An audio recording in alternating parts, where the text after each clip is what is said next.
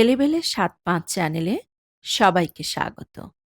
বাংলা ভাষার চিরকালীন এবং সমকালীন সাহিত্যের পাঠ যদি শুনতে ভালো লাগে, তবে চ্যানেলটি আপনারই জন্য। আজ শোনাব সত্যজিৎ রায়ের 'যখন ছোট ছিলাম'।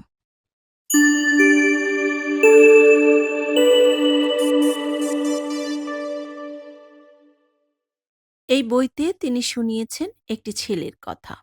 স্কুল ছাড়ার ১০ বছর বাদে যাকে একবার যেতে হয়েছিল পুরনো স্কুলের চত্বরে।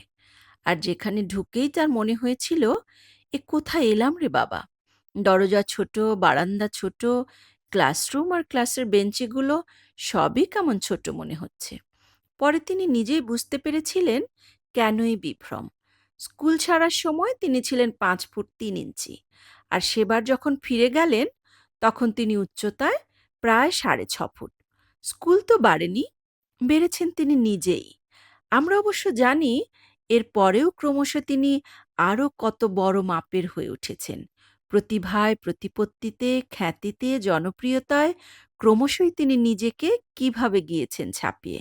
সেই বড় মাপের মানুষটি এই বইতে শোনালেন তার খুব পুরনো দিনের কিছু কথা, যখন ছোট ছিলাম। একদা যিনি আমাদের চলচ্চিত্রকে রাতারাতি সাবালক করে তুলেছিলেন পথের পাঁচালী উপহার দিয়ে, আজ তিনি নতুন করে যেন শুরু করলেন আরেক পথের পাঁচালী, যে পথ গিয়েছে তার নিজেরই সোনালী শৈশবের দিকে। এ নতুন পথের পাঁচালীতেও একটি ছেলের মুগ্ধতা ও বিস্ময়, কল্পনা ও কৌতূহল, কৌতুক ও রোমাঞ্চ, অনুভব ও উপলব্ধি নিয়ে বড় হয়ে ওঠা ছবির মতন আমাদের চোখের সামনে তুলে ধরেছেন তিনি। সেই ছেলেটির নাম সত্যজিৎ রায়।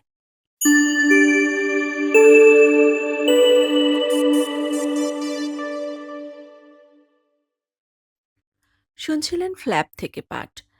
গ্রন্থটিতে গড়পাড়, ভবানীপুর, ছুটিতে বাইরে এবং স্কুলে এ ৪টি শিরোনামে ভাগ করে স্মৃতিচারণ করা হয়েছে। এছাড়া সত্যজিৎ রায় স্বাক্ষরিত ছোট্ট একটি ভূমিকাও সংযোজন করা হয়েছে। ভূমিকাটি পড়ে শোনাচ্ছি। ছেলেবেলার কোন ঘটনা মনে থাকবে আর কোনটা যে চিরকালের মতো মন থেকে মুছে যাবে, সেটা আগে থেকে কেউ বলতে পারে না। মনে থাকা আর না থাকা জিনিসটা কোনো নিয়ম মেনে চলে না। স্মৃতির রহস্য এখানেই। ৫ বছর বয়সে আমি চিরকালের মতো আমার জন্মস্থান গড়পাড় রোডের বাড়ি ছেড়ে ভবানীপুরে চলে আসি। এই পুরনো বাড়ি থেকে নতুন বাড়ি চলে আসার দিনটা আমি বেমালুম ভুলে গেছি। কিন্তু গড়পাড়ে থাকতে আমাদের রাঁধুনি বামনির ছেলে হরেনের বিষয়ে একটা খুব সাধারণ স্বপ্ন দেখেছিলাম। সেটা আজও স্পষ্ট মনে আছে। আমার এই স্মৃতিকথায় তাই অনেক সামান্য ঘটনার কথা আছে, যেমন আছে কিছু নামকরা লোকের পাশে পাশে অনেক সাধারণ লোকের কথা। সাধারণ অসাধারণের প্রভেদ বড়দের মতো করে ছোটরা করে না, তাই তাদের মেলামেশার কোনো বাজ বিচার থাকে না। এ ব্যাপারে গুরুজনের বিচার যে ছোটরা সবসময় বোঝে বা মানে, তাও নয়। এই স্মৃতিকথা প্রথম বেরোয় সন্দেশ মাসিক পত্রিকায় ২ সংখ্যায়। তারপরে আরো কিছু ঘটনা ও মানুষের কথা মনে পড়ায় এই বইয়ে তাদের জন্য জায়গা করে নেওয়া হলো। সত্যজিৎ রায়। প্রিয় শ্রোতা, যখন ছোট ছিলাম গ্রন্থের ধারাবাহিক ৪ পর্বের আজ রয়েছে প্রথম পর্ব। চলুন তবে শোনা যাক।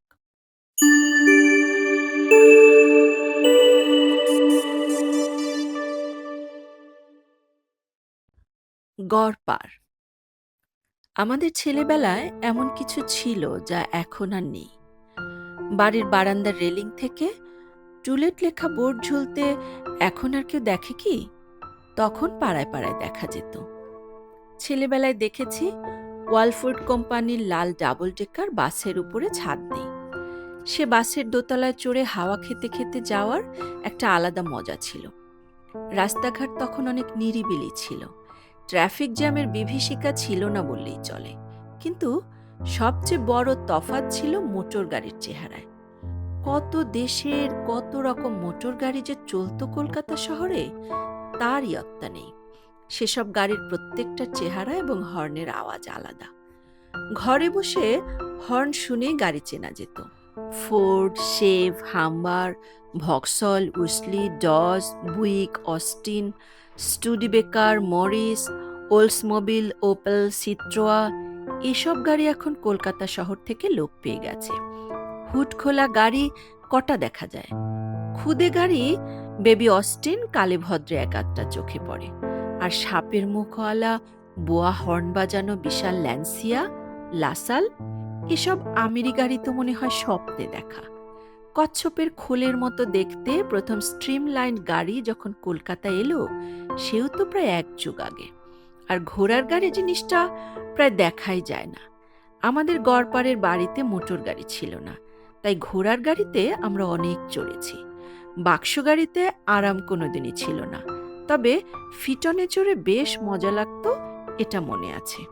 আজকাল আকাশ কাঁপিয়ে জেট প্লেন যাতায়াত করে শহরের ওপর দিয়ে। তখন এ শব্দ ছিল মানুষের অচেনা। দুটো একটা 2 সিটার প্লেন আকাশে দেখা যেত মাঝে মধ্যে। তখন দমদমার বেহালায় ফ্লাইং ক্লাব চালু হয়েছে, বাঙালিরা প্লেন চালাতে শিখছে। এসব প্লেন থেকে মাঝে মাঝে বিজ্ঞাপনের কাগজ ফেলা হতো। হাজার হাজার কাগজ একসঙ্গে ছেড়ে দিলে সেগুলো হাওয়ায় ভাসতে ভাসতে শহরের নানান জায়গায় ছড়িয়ে পড়ত। একবার খানকতক পড়ল আমাদের বকুল বাগানের বাড়ির ছাতে। তুলে দেখি বাটার বিজ্ঞাপন। দৈনিক ব্যবহারের জিনিস, ওষুধপত্র ইত্যাদি যে কত বদলেছে তা ভাবলে অবাক হতে হয়। নাইলনের আগের যুগের সাদা রঙের কলিনোস টুথব্রাশ আজকাল আর কেউ ব্যবহার করে না, আমরা তাই করতাম। আর সেই সঙ্গে কলিনোস টুথপেস্ট। কালো রঙের সোয়ান আর ওয়াটারম্যান ফাউন্টেন পেন যা দিয়ে তৈরি হতো তাকে বলা হতো গুট্টা পারসা। পুড়লে বিশ্রী গন্ধ বেরোতো। তবে এটা স্বীকার করতেই হবে যে সেসব কলম আজকের দিনের কলমের চেয়ে ঢের বেশি টেকসই ছিল। কোয়ালিটি ফ্যারিনির যুগে বাড়িতে ফ্রিজার দিয়ে আইসক্রিম আর কে তৈরি করে?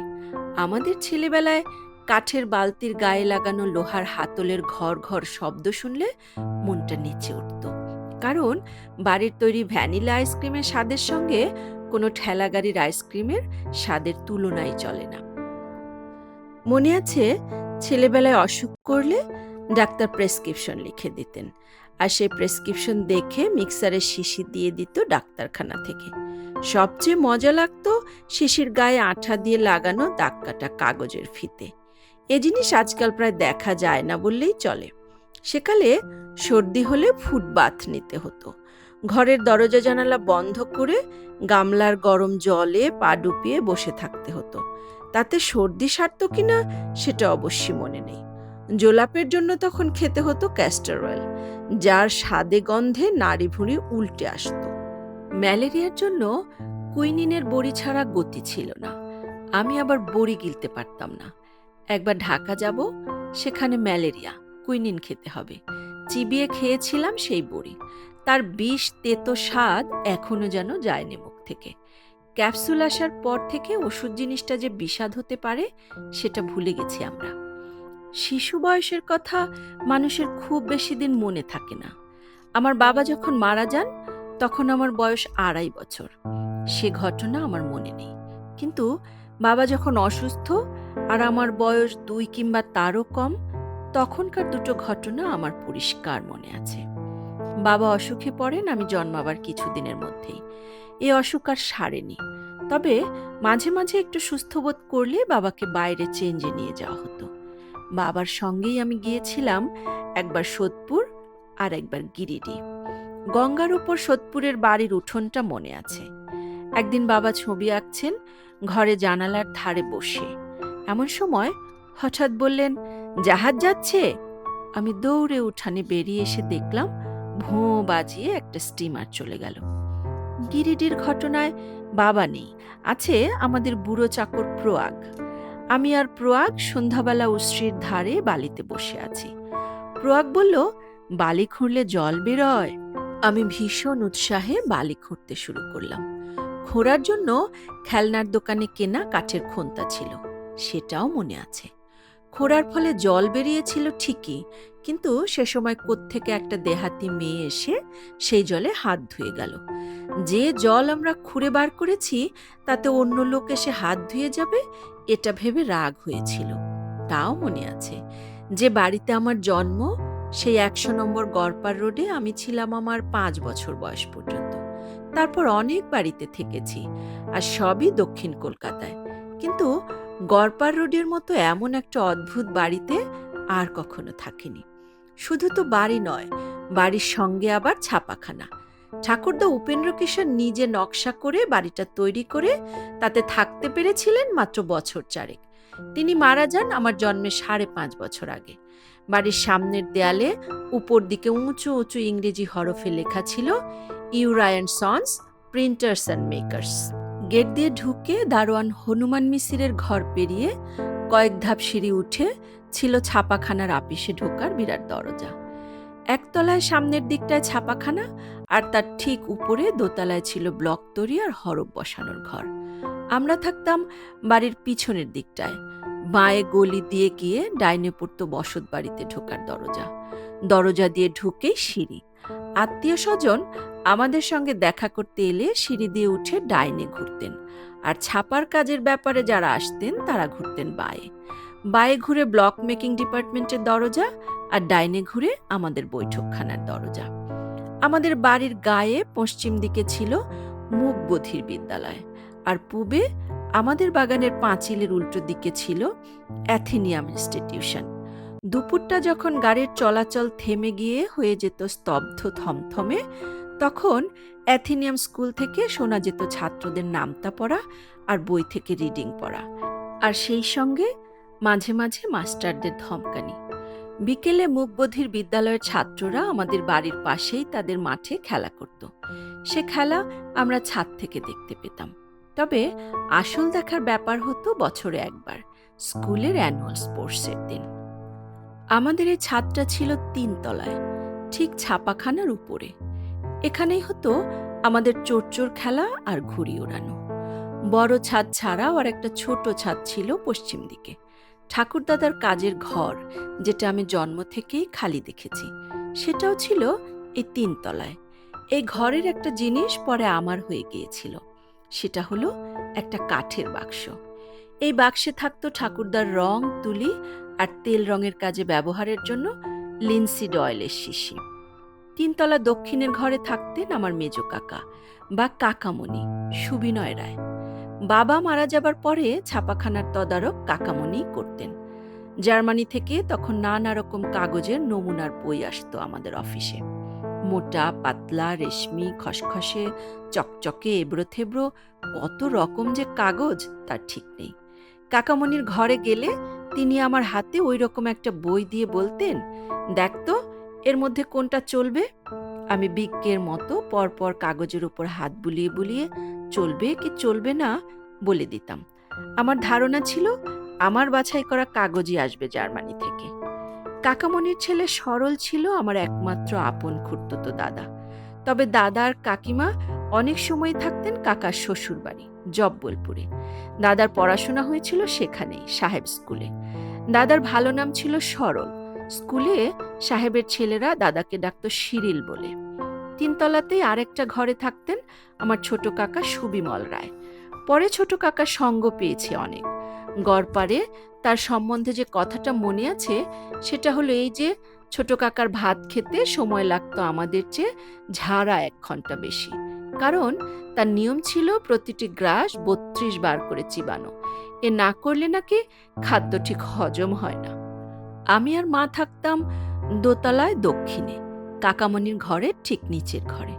পশ্চিমের একটা ঘরে থাকতেন বিধবা ঠাকুমা, যার সঙ্গে আমার অনেকটা সময় কেটেছে ঝুড়ি থেকে পুরনো সন্দেশের ছবির ব্লক বাছাই করে ঝেড়ে পুছে আলাদা করে রাখতে।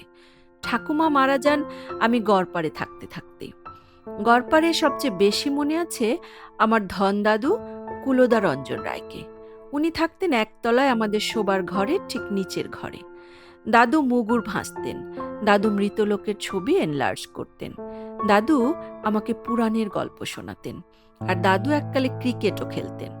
জাদ্রেল সাহেব টিম ক্যালকাটার বিরুদ্ধে, বাঙালি টিম টাউন ক্লাবের হয়ে দাদু একবার 99-এর গাঁটে আটকে গিয়ে শেষ পর্যন্ত কিভাবে সেঞ্চুরি করেছিলেন সে গল্প তার কাছে অনেকবার শুনেছি। আমি যখন দাদুকে দেখেছি তখন তার আর খেলার বয়স নেই, কিন্তু খেলা দেখার উৎসাহ তার জীবনের শেষ অবধি ছিল।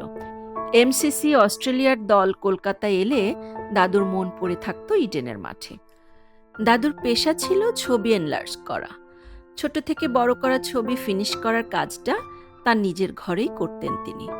তেল রঙে ছবি আঁকার জন্য যেমন ইজেল থাকে, তেমনি ইজেলে এনলার্জ করা ছবি খাড়া করে রেখে পা দিয়ে একটা হাঁপড়ের মতো জিনিস দাবিয়ে হাতে ধরে এয়ারব্রাশের সুরমুখ দিয়ে রঙের স্প্রে বার করে ফিনিশ করার কাজ চলতো। আর আমি দাঁড়িয়ে দাঁড়িয়ে দেখতাম। বেশিরভাগ ছবিই হতো কালচে বা খয়েরি রঙে।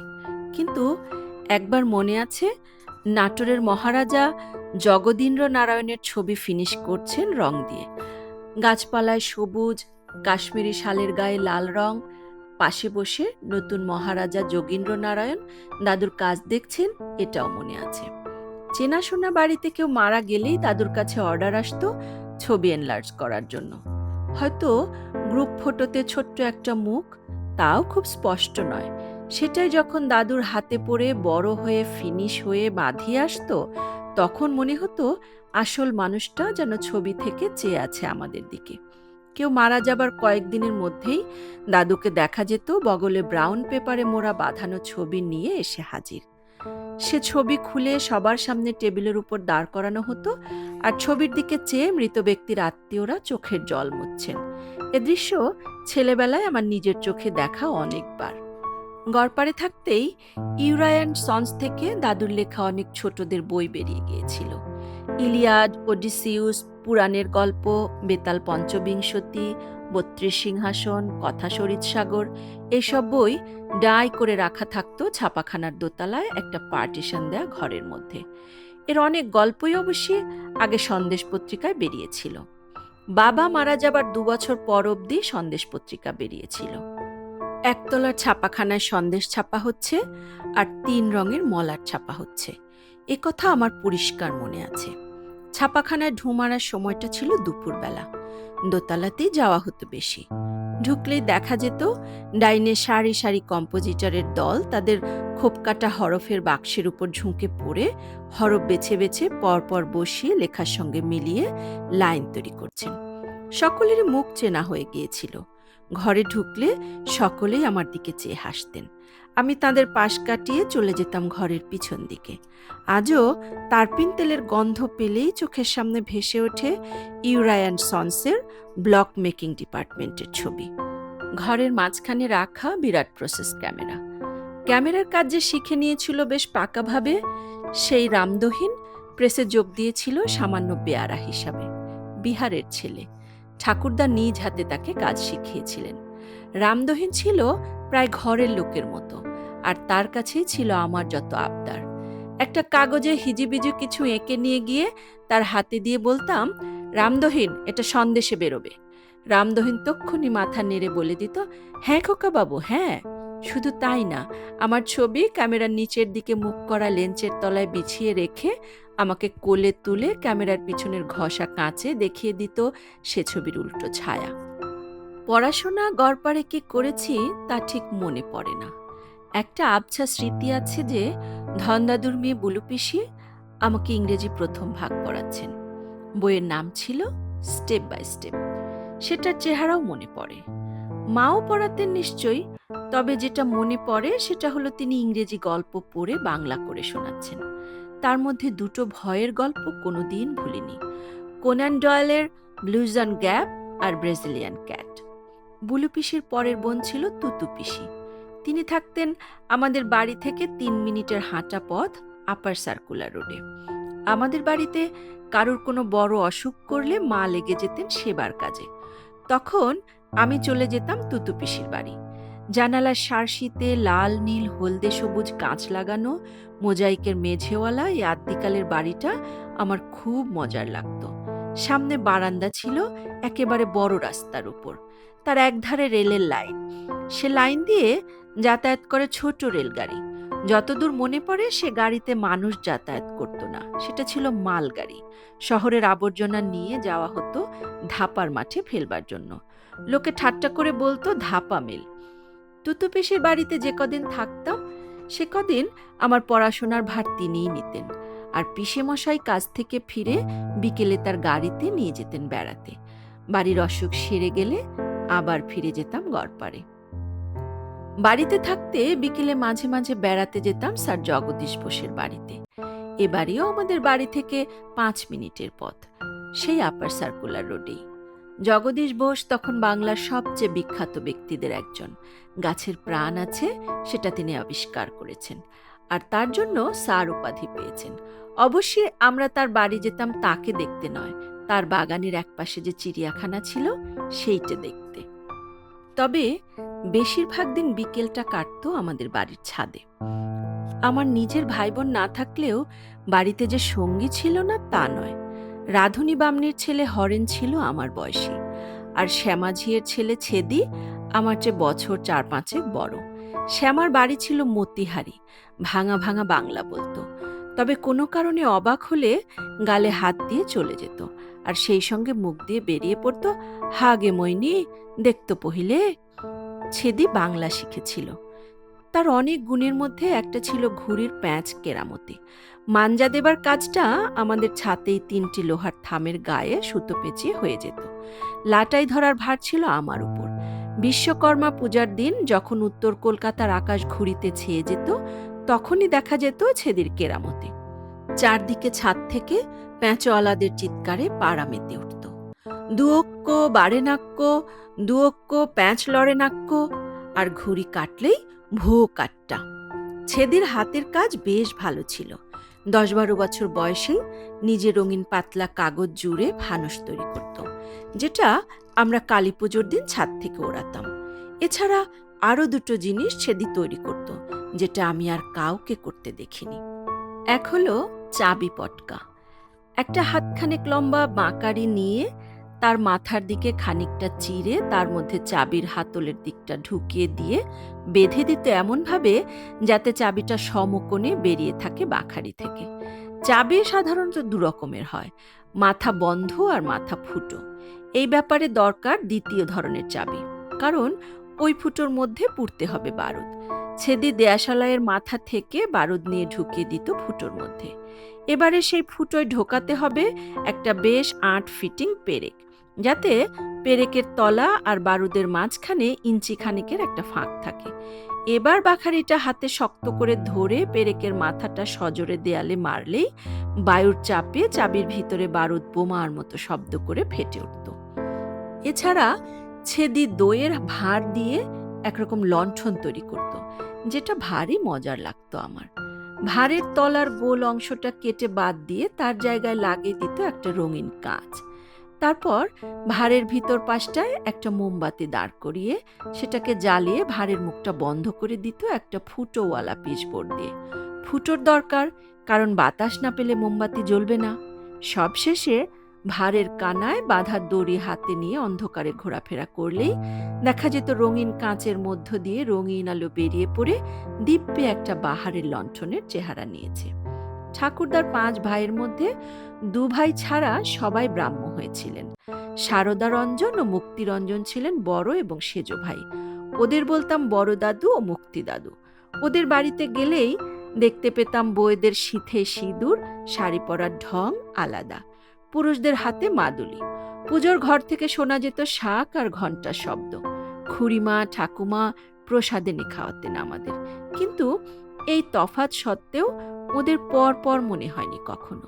সত্যি বলতে কি, এক ধর্মের ব্যাপারে ছাড়া ঠাকুরদাদাদের ভাইয়ে ভাইয়ে মিল ছিল অনেক। হিন্দু সারদা মুক্তিদা যেমন খেলাধুলা করতেন, মাছ ধরতেন, তেমনি করতেন ব্রাহ্ম কুলদা। ক্রিকেট শুরু করেন সারদা, তারপর সেটা রায় পরিবারে হিন্দু ব্রাহ্ম সব দিকে ছড়িয়ে পড়ে। খেলাটা সত্যি করে শেকড় গেড়েছিল আমার সোনা ঠাকুমার বাড়িতে। সোনা ঠাকুমা হলেন আমার ঠাকুরদের বোন। এনার বিয়ে হয়েছিল ব্রাহ্ম বোস পরিবারে। স্বামী হেমেন বোসের ছিল পারফিউমারি বা গন্ধদ্রব্যের কারবার। কেশে মাখো কুন্তলিন, রুমালেতে দেলখোস, পানে খাও তাম্বুলিন, ধন্য হোক এইচ বোস। এই 4 লাইনের কবিতা দিয়ে বিজ্ঞাপন বেরোত তখন কাগজে কাগজে। গন্ধদ্রব্য ছাড়াও এইচ বোস আরেকটা ব্যবসা চালিয়েছিলেন কিছুদিন। সেটা ছিল ফরাসি কোম্পানির সঙ্গে একজোটে গ্রামোফোন রেকর্ডের ব্যবসা। সে রেকর্ড আমরা ছেলেবেলায় শুনেছি। রেকর্ড ঘুরত উল্টো দিকে, আর পিন সমেত সাউন্ড বক্স নড়ত মাঝখান থেকে বাইরের দিকে। সোনা ঠাকুমা ছিলেন 14 জন ছেলে মেয়ের মা। গায়ের রং ধবধবে, 80 বছর বেঁচেছিলেন। শেষ দিন অবধি একটা চুল পাকেনি, একটা দাঁত পড়েনি। 4 মেয়ের বড় মেয়ে মালতী তখনকার দিনের নামকরা গাইয়ে। বড় ছেলে হিতেন কাকা পাকা আঁকিয়ে, ওস্তাদি গানের সমজদার, ফার্সি জানেন, দামি দুষ্প্রাপ্য বই সংগ্রহ করেন। টকটকে রং, সুপুরুষ চেহারা। আরেক ভাই নিতিন, পুতুল কাকা, পরে নামকরা সিনেমা পরিচালক ও ক্যামেরাম্যান হয়েছিলেন। আমার ছেলে বয়সে মনে আছে, তিনি নিজেই ছোট মুভি ক্যামেরা দিয়ে আসামে দেখা হাতি ধরার ছবি তুলে এনে দেখিয়েছিলেন, আর পরে সে ছবি বিলেতি কোম্পানিকে বিক্রি করেছিলেন। পরের ভাই মুকুলের পায়ের ব্যারাম, তিনি খুঁড়িয়ে হাঁটেন। পড়াশোনা খুব বেশি দূর করেননি, কিন্তু যন্ত্রপাতির ব্যাপারে অসাধারণ মাথা। উদ্ভিদ বিজ্ঞানী জগদীশ বোসের সূক্ষ্ম সব গবেষণার যন্ত্র কলকাতায় একমাত্র উনিই সারাতে পারতেন। পরে ইনি সিনেমা লাইনে গিয়ে সাউন্ড রেকর্ডিস্ট হিসেবে বিশেষ নাম করেছিলেন। তারপরের 4 ভাই কার্তিক, গণেশ, বাপি, বাবু, সবাই ক্রিকেট খেলে। আমি যখন ছোট তখন কার্তিক সবে নাম করেছে, আর সবাই বলছে বাঙালিদের মধ্যে এমন ব্যাটসম্যান হয়নি। অ্যামহার্স্ট স্ট্রিটে ওদের বাড়িতে সন্ধেবেলা গেলেই দেখা যায় হয় কার্তিক কাকা না হয় গণেশ কাকা একটা বড় আয়নার সামনে দাঁড়িয়ে ব্যাট হাতে স্ট্রোক প্র্যাকটিস করছে। বাড়ির মাঠে শান বাঁধানো পিচ ছিল, আর ব্যাটিং অভ্যাস করার জন্য আলাদা ব্যাট ছিল, যার দুপাশ চেঁচে ফেলে শুধু মাঝখানের অংশটা রাখা হয়েছে। সব মিলিয়ে অ্যামহার্স্ট স্ট্রিটে বসেদের বাড়ির মতো হৈহুল্লোড়ের বাড়ি আমি দুটি দেখিনি। একটা ব্যাপারে সেই ছেলে বয়সে মনটা একটু খুঁতখুত করত বইকি। ব্রাহ্মদের মাঘোৎসবে হিন্দু পুজোর মতো হই হল্লা নেই, কেবল ব্রাহ্ম উপাসনা আর ভগবানের বিষয়ে গান শোনা। একটি ব্রাহ্ম উপাসনা মানে 1.5 থেকে 2 ঘন্টা। আমাদের বাড়িতে শ্রাদ্ধ তিথিতে উপাসনার রেওয়াজ ছিল। বসবার ঘরের চেয়ার টেবিল সরিয়ে শ্বেত পাথরের মেঝের উপর সৃজনী বিছিয়ে দেয়া হতো, আমরা তার উপরে বসতাম। তারপর হতো উপাসনা আর গান। আমার মা খুব ভালো গাইতেন, তবে উপাসনার দিন যারা তেমন ভালো গান না, যেমন আমার ধন দাদু বা কাকামণি, তারাও গানে যোগ দিতেন। বছরের পর বছর একই সৃজনীর উপর মাথা হেঁট করে বসে উপাসনা শুনে আমার সৃজনী একেবারে মুখস্থ হয়ে গিয়েছিল। আর মুখস্থ হয়ে গিয়েছিল সংস্কৃত শ্লোক আর তার বাংলাগুলো। এই বাংলা বলার একটা নিয়ম ছিল, যেটা সব আচার্যই মানতেন। এই নিয়মে সব কথা টেনে টেনে বলতে হয়। যেমন অষ্টমা সঙ্গময় মন্ত্রের প্রথম 3 লাইনের বাংলা এইভাবে বলা হতো: অসত্য হইতে আমা দিগকে সত্যেতে লইয়া যাও, অন্ধকার হইতে আমা দিগকে আলোকে লইয়া যাও, মৃত্যু হইতে আমা দিগকে অমৃতে তে লইয়া যাও। এই সত্যের তে আর অমৃতের তের ব্যাপারে ভীষণ খটকা লাগত। ওরকম করে না বলে সত্যে লইয়া যাও আর অমৃতে লইয়া যাও বললেই তো হয়, কিংবা শেষে যদি আরেকটা তে জুড়তেই হয়, তাহলে সত্যতে আর অমৃততে বললে কি ভুল হয়? কিন্তু আচার্যদের মনে নিশ্চয়ই খটকা লাগেনি, না হলে তারা সকলেই বছরের পর বছরে একই রকম ভাবে বলে চলবেন কেন? ব্রাহ্ম মন্দির একটা ভবানীপুরেও আছে, আর সেখানেও মাঘোৎসব হয়। কিন্তু আমরা যখন গড়পাড় ছেড়ে ভবানীপুরে চলে আসি, তখনও 11ই মাঘের বড় উৎসবের দিন আমরা কর্নওয়ালিস স্ট্রিটের ব্রাহ্ম মন্দিরেই যেতাম। ওই পাড়াটাকেই বলতো সমাজ পাড়া। শীতকালের ভোর 4:30 উঠে স্নান করে যেতে হতো। প্রথমে হতো ঘণ্টাখানেক ব্রাহ্ম কীর্তন, তারপর 1.5 ঘণ্টা গান ও উপাসনা। বসার ব্যবস্থা কাঠের বেঞ্চিতে। তার পিঠ এতই সোজা যে তাতে আরামের কোনো প্রশ্নই ওঠে না। মাঘোৎসবের শুধু 3টে দিন আমাদের একটু আমোদ হতো। সেটা হলো একটা বিশেষ দিনে উপাসনার পর খিচুড়ি খাওয়া, একটা দিন পিকনিক, আর একটা দিন বালক বালিকা সম্মেলন। এই শেষ ব্যাপারটায় গুরু গম্ভীর উপাসনার কোনো বালাই নেই। কিন্তু তাহলেও ঢাকঢোল বাজিয়ে, প্যান্ডেল খাটিয়ে, ঠাকুর সাজিয়ে হিন্দু পুজোর যে একটা হৈহল্লা জাঁকজমকের দিক আছে, সেটা ব্রাহ্ম উৎসবে মোটেই ছিল না। কালী পুজোয় বাজি পোড়ানো, ফানুস ওড়ানোয় আমরা যোগ দিতাম বটে, আর আমাদের ছেলেবেলার তুবড়ি হাউই, ফুলঝুরি, রং মশাল, চটপটি, চিনে পটকা মিলিয়ে যে আনন্দ, সেটা আজকালকার কান ফাটানো, বুক কাঁপানো বোম পটকার যুগে একেবারেই নেই। কিন্তু বছরের বিশেষ কটা দিনে সারা শহর মিলে আমোদ করার ব্যাপারটা ব্রাহ্মদের মধ্যে ছিল না। তাই বোধহয় খ্রিস্টানদের বড় দিনটাকে নিজেদের পরবের মধ্যে ঢুকিয়ে নেবার একটা চেষ্টা ছিল সবসময়। বড়দিন এলে মনটা নেচে উঠত সে কারণেই। কলকাতায় তখন সাহেবদের বড় দোকান ছিল হোয়াট এভার লেডল, আজকাল যাকে বলে ডিপার্টমেন্ট স্টোর।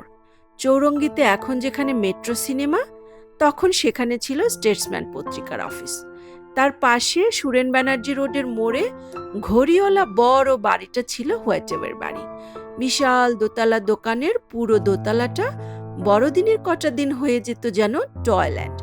একবার মার সঙ্গে গেলাম সেই টয়ল্যান্ড দেখতে। তখন দেশে সাহেবদের রাজত্ব। হোয়াইট এভার সাহেবদের দোকান, বিক্রেতারা সব সাহেব, যারা খদ্দের তাদেরও বেশিরভাগই সাহেব মেম সাহেব। গিয়ে সব দেখে টেখে চোখ ধাঁ দিয়ে গেল, কিন্তু টয়ল্যান্ডে যে যাব, দোতলা সিঁড়ি কই? জীবনে সেই প্রথম জানলাম লিফট কাকে বলে। হোয়াইট এভার দোকানের লিফটই বোধহয় কলকাতার প্রথম লিফট। সোনালি রং করা লোহার খাঁচায় দোতলায় উঠে এসে মনে হলো স্বপ্নরাজ্যে এসেছি। মেঝের অনেকখানি জায়গা জুড়ে পাহাড়, নদী, ব্রিজ, টানেল, সিগন্যাল, স্টেশন সমেত খেলার রেলগাড়ি এঁকে বেঁকে চক্কর মেরে চলেছে রেল লাইন দিয়ে। এছাড়া ঘরের চারদিকে রয়েছে নানা রঙের বেলুন, রঙিন কাগজের শিকল, ঝালর, ফুলফল আর চিনি লণ্ঠন। তার উপরে রং বেরঙের বল আর তারায় ভরা ক্রিসমাস ট্রি। আর যেটা সবচেয়ে বেশি চোখ টানছে, গালফোলা হাসি দিয়ে দাড়িমুখ লাল জামা, লাল টুপি পরা, তিন মানুষ সমান বড় ফাদার ক্রিসমাস। খেলনা যা আছে তা সবই বিলেতি। তার মধ্যে থেকে আমাদের সাধ্যে কুলায় এমন এক বাক্স ক্র্যাকার নিয়ে বাড়ি ফিরলাম। সেরকম ক্র্যাকার আজকাল আর নেই। তার যেমনি আওয়াজ তেমনি সুন্দর তার ভিতরের খুদে খুদে জিনিসগুলো। বড় আর বাহারের দোকান বলতে তখন যা ছিল তার বেশিরভাগই চৌরঙ্গিতে। তার মধ্যে হোয়াইট এভার কাছেই একটা দোকান ছিল, যেটা বাঙালির দোকান, কার অ্যান্ড মহলানবিশ, গ্রামোফোন আর খেলার সরঞ্জামের দোকান। দোকানে বসতেন যিনি, তাকে আমরা কাকা বলতাম, বুলা কাকা। এই দোকানে একটা বাহারের চেয়ার ছিল, যেটা আসলে একটা ওয়েইং মেশিন। চৌরঙ্গি অঞ্চলে গেলেই বুলা কাকার দোকানে ঢুকে চেয়ারে বসে ওজন হয়ে আসাটা একটা অভ্যাসে দাঁড়িয়ে গিয়েছিল। বাবা মারা যাবার পরে এই বুলা কাকাই আমাকে এনে দিয়েছিলেন একটা গ্রামোফোন। সেই থেকে আমার গ্রামোফোন আর রেকর্ডের শখ। আমার নিজের দুটো খেলনা গ্রামোফোন ছিল, সেগুলোও সম্ভবত বুলা কাকারই দেওয়া। একটার নাম পিগমি ফোন, একটার কিরিফোন। তাদের সঙ্গে বেশ কিছু বিলিতি গান বাজনার রেকর্ডও ছিল, লুচির সাইজের। কলকাতার রেডিও স্টেশন চালু হবার কিছুদিনের মধ্যে বুলা কাকাই আমাকে জন্মদিনে একটা রেডিও উপহার দিয়েছিলেন। সে রেডিও আজকের দিনের রেডিওর মতো নয়, তাকে বলতো ক্রিস্টাল সেট। কানে হেডফোন লাগিয়ে শুনতে হতো, অর্থাৎ একসঙ্গে একজনের বেশি শুনতে পেত না রেডিও প্রোগ্রাম। বুলা কাকার সঙ্গেই আমরা একবার গিয়েছিলাম উটরাম রেস্টুরেন্টে। উটরাম ঘাটে এই বাহারের রেস্টুরেন্টটা জলের উপর ভাসত, দেখতে ঠিক জাহাজের ডেকের মতো। এখন উটরাম ঘাটে গেলে আগে সে চেহারাটা আর দেখা যাবে না। তখন ঘাটের উল্টো দিকে ইডেন গার্ডেনের চারদিকে বাহারের গ্যাসের বাতি জ্বলত, আর বাগানের মাঝখানে বাস স্ট্যান্ডে সন্ধ্যাবেলা বাজত গোড়াদের ব্যান্ড। উটরাম রেস্টুরেন্টে আমি জীবনে প্রথম আইসক্রিম খাই।